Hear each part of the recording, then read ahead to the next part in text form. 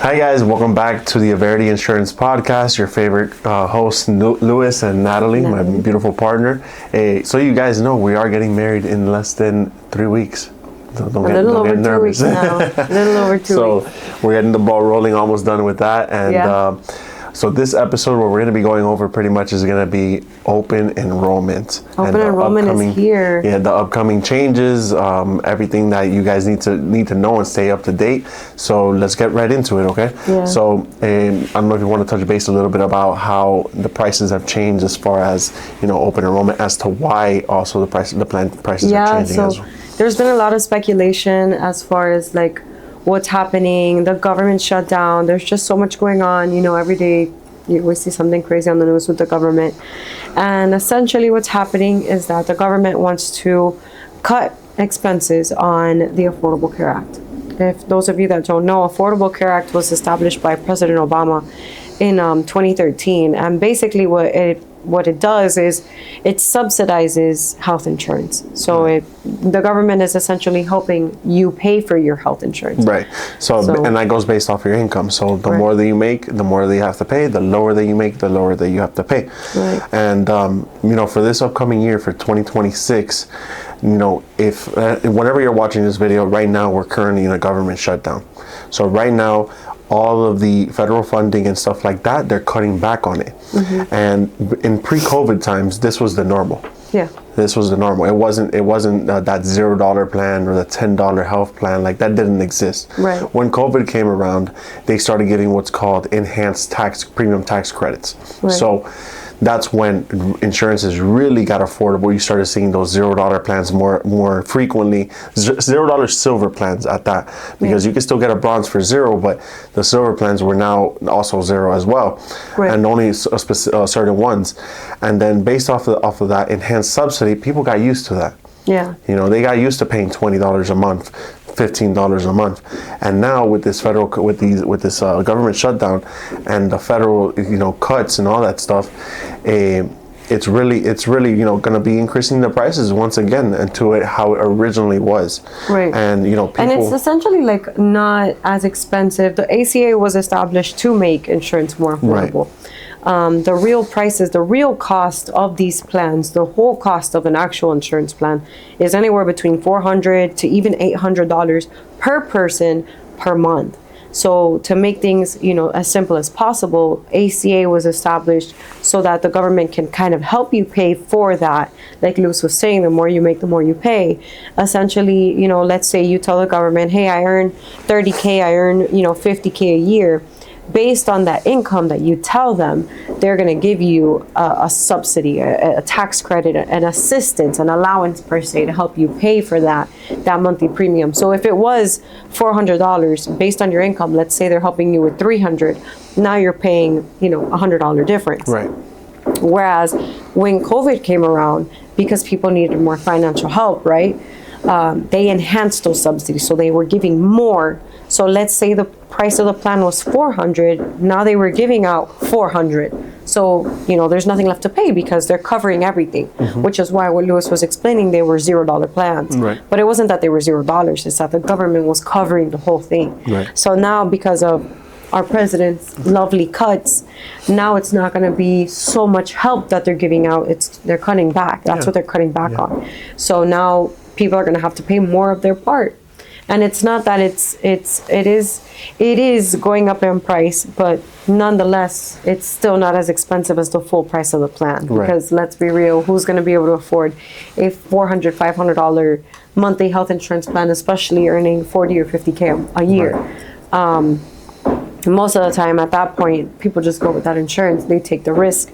And of course, the government doesn't want that, because you take the risk, you end up in the hospital. Now the hospital has a huge debt. You're never going to pay that debt, or it falls and it ruins your credit, and then you can't get a house. So there's so many factors that go into it, but essentially that is why the prices are going up.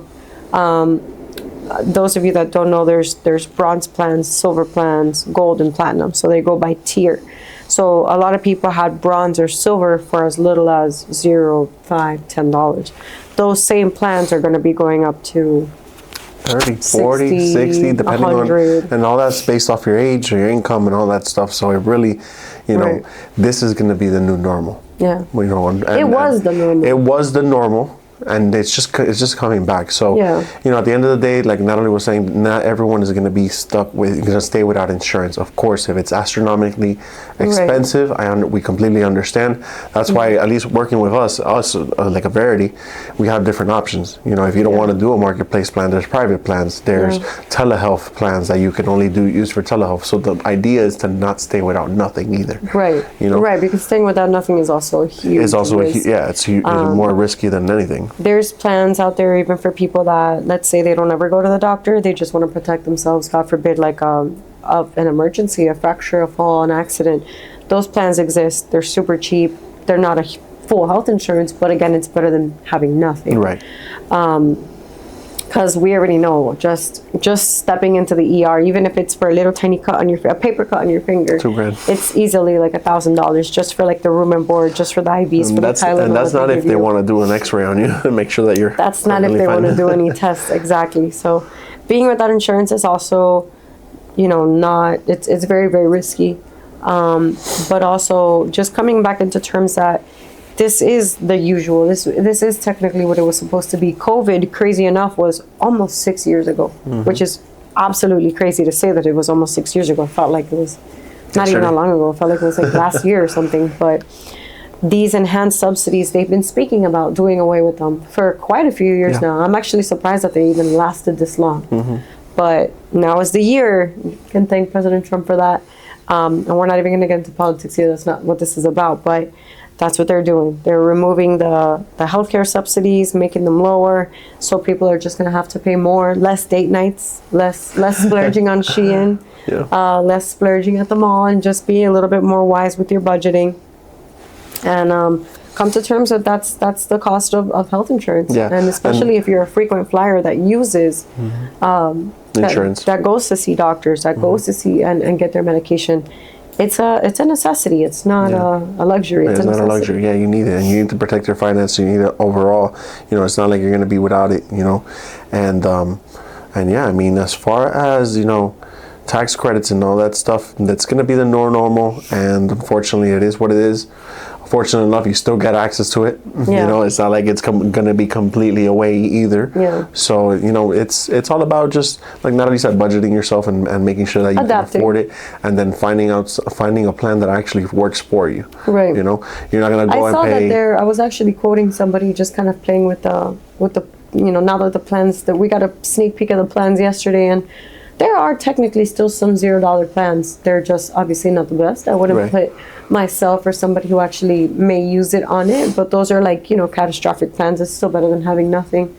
But there's definitely options, and that's why it's so important to get in touch with like an agent and get connected with somebody who knows what they're doing. Because if you go by yourself onto the marketplace has over 180. No, it's like 300 and something plans, depending on the zip code. A lot. It has a lot of plans. Depending on where you live. And for the regular consumer that doesn't understand what is a deductible, how does it work, what are the copays, you don't want to accidentally pick a wrong plan. I'm not going to lie, there are plans on there that don't work for shit. And excuse my language, that don't work at all.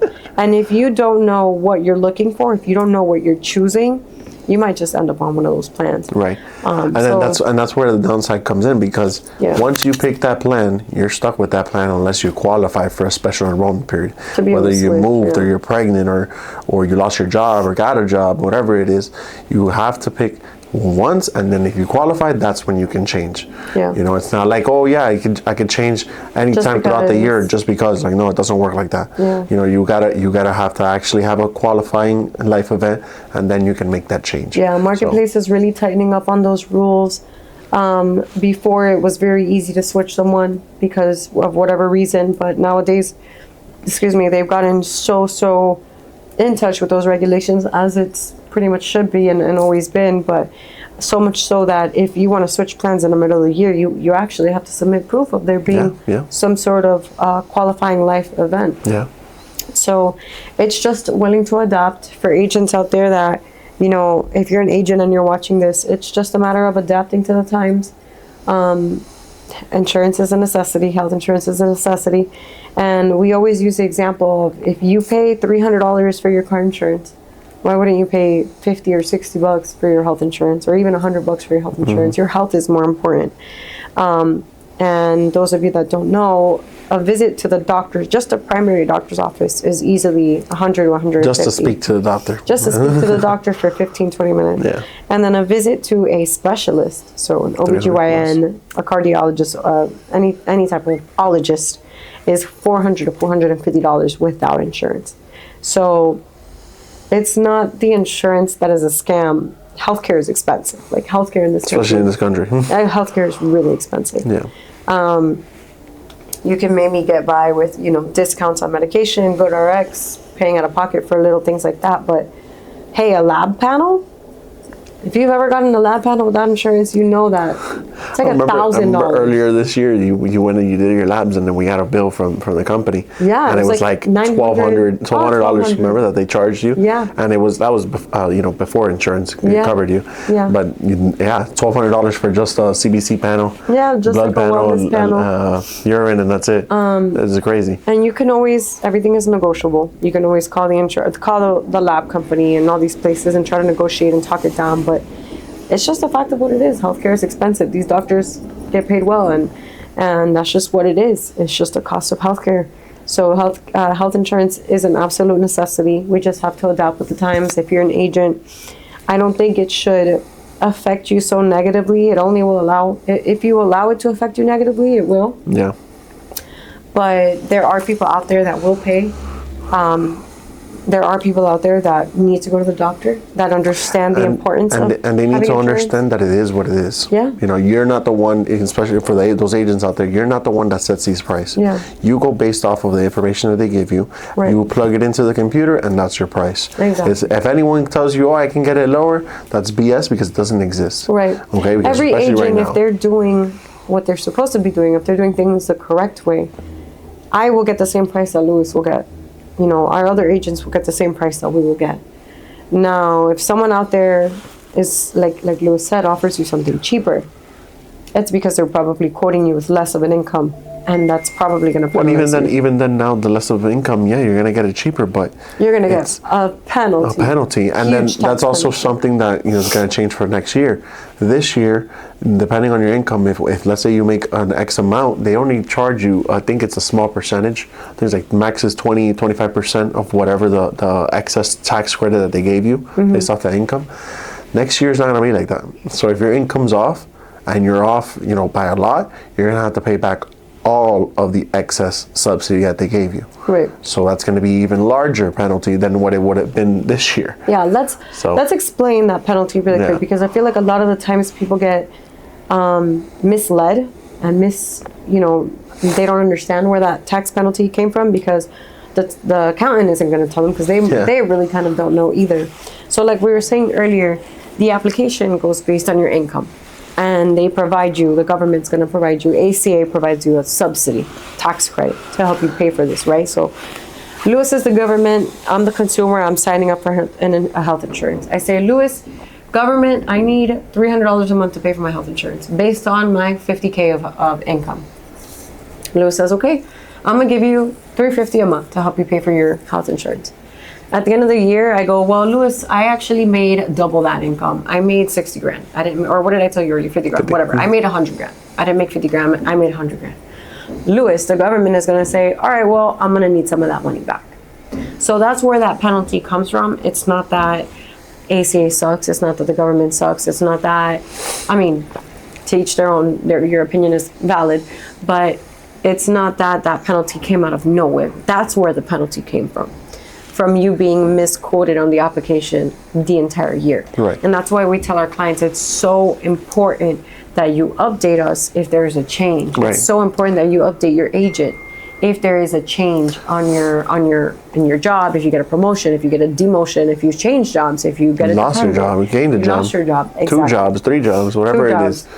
Whatever it is, but you have to maintain your agent, up to date. And if you don't have an agent, then you have to go and you update your application on your own. Yeah. But that's where it comes in, and then people think, oh no, I gave you my estimated income, and that's it. Yeah. Go based off of that. No. There's changes, and then obviously if you start making more, it's got to be adjusted.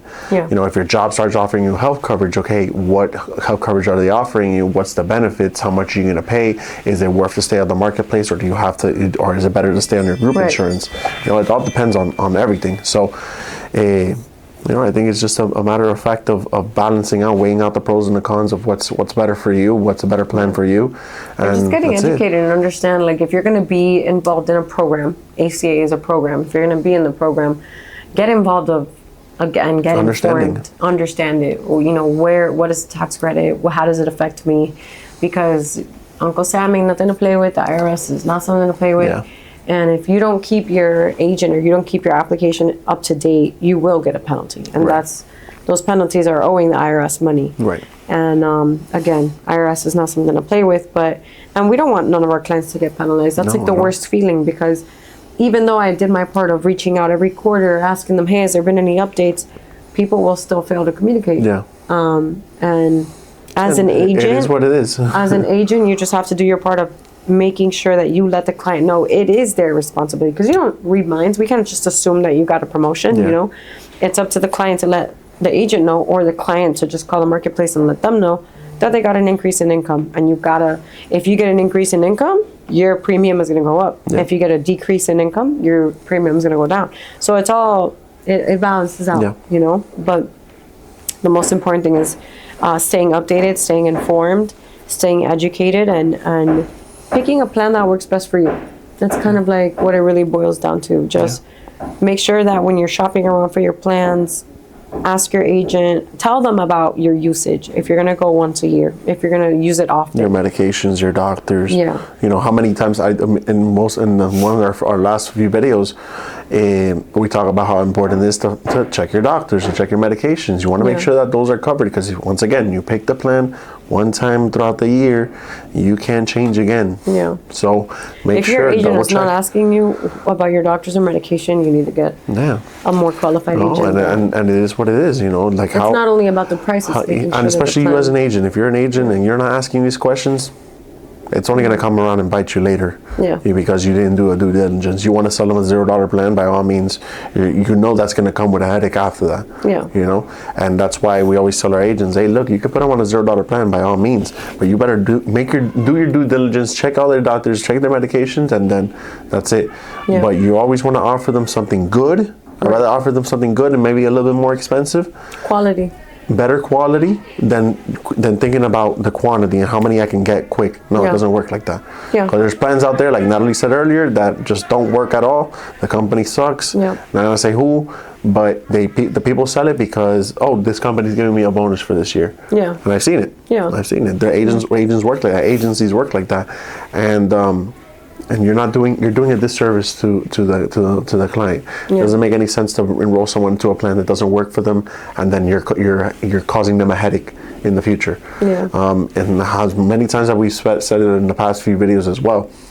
Your income is based on your book of income. So the more people that you have under you, the more people that you do a good service, do a good business, they don't have to leave, and you don't lose money. Right. If you do a good job, the people are going to refer you. If your clients are leaving every 3 months with another agent or something like that, your retention sucks. Yeah. There's something that's going on. Yeah. You get me? Yeah. There's something that's going on, and you're never going to get to the exact point that you want to be. You do something right, you won't have to do it again. Yeah. Mm-hmm. But when you do something in a crappy way, you're going to have to go back in and fix what you do. Yeah, like we always say, measure twice and cut once. Yeah. That's it. Exactly. That's just what it is. I mean, those are pretty much all the updates that we have for you guys for now. ACA is, again, going through their minor changes, things that we kind of already expected, a little bit of increase in prices, but it is what it is. Mm-hmm. Nothing that we can, should, or complain about. We have no control over it. We got to learn how to adapt and work through it and, make the most out of it. At the end of the day, it's still open enrollment. Yeah. People, like Natalie said earlier, people are still going to pay whatever they got to pay to have health insurance. Yeah. So it's all a matter about going out there, finding out those clients. Do not dwell in the past or what it could be, or what you can control. or what you can control, and diversify. If you don't do Medicare, start doing Medicare. Exactly. If you don't do life insurance, start doing life insurance. Mm-hmm. This is the time. Like, this should be a push for you to start learning and getting other licenses, especially if you're in the industry. And not to mention, you as an agent should not be selling one product. Yeah. You should not be depending on residual income from ACA to be paying all your bills. Yeah. You should be selling supplemental. You should be selling life insurance, Medicare, like Natalie said. You're building your book of business is an investment. Yeah. That is something that It's an asset. It's an asset. You're building an asset. You can later on, if you in 10 years and you say, I don't want to do anything with insurance anymore, I want to sell it, you could. Yeah. So, diversify yourself, like Natalie said, diversify yourself, find different products to offer, and actually become a good insurance agent. Don't just become another Obamacare agent, another marketplace agent that only slangs $0 plans. Yeah. Like, no, that's not that. You're not doing a service to the client. You're not offering him anything good. You're only causing a headache, a disservice to the client, and do something. You actually become a good insurance agent. Right. Advise them. And really, do a needs analysis on each and every one of your clients and see what's the best thing that you could offer them with the best that meets their budget. Yeah, that's something that we strongly tell all of our agents is to make sure that you're always doing a needs analysis. And a needs analysis is very simple, finding out what the client needs. Their doctors, their medication, their address, what's in their zip code, things like that. Sorry guys, we're doing a construction in our building, but a needs analysis, so finding out what the person needs. And if your agent isn't doing a needs analysis with you, ask them for it. Hey, can you do a needs analysis with me to see what I really need? So that way you get it one and done. You don't have to go back and, hey, this insurance plan doesn't work for me. Yeah. Because of XYZ. Exactly. So, yeah. Yeah, and that's it. That's pretty much as far as what we wanted to give you guys an update on. We hope you guys enjoy all of our videos, and we're going to continue to do it again. Open enrollment is here, so you might see the videos start coming to dwindle in little by little, but we're getting the ball rolling. We're getting started with our open enrollment, starting the renewal process, going out there to these events and trying to find new members that need help. We're in the community a lot. We have a lot more agents starting up with us now, and all of them are going to be out there in the community here in South Florida. Hopefully, if any of you agents ever want to onboard with us here at Verity that are in other states, we do have other states that we are contracting in. And happy open enrollment. I wish you guys all the best. A lot of blessings. I promise you that if you really put in your 120% into this business, you will see the outcome later on in January and February of all your hard work that you did this open enrollment. So take advantage of it. We wish you guys an amazing open enrollment, and we'll see you at the next video, okay? See you then. Happy selling.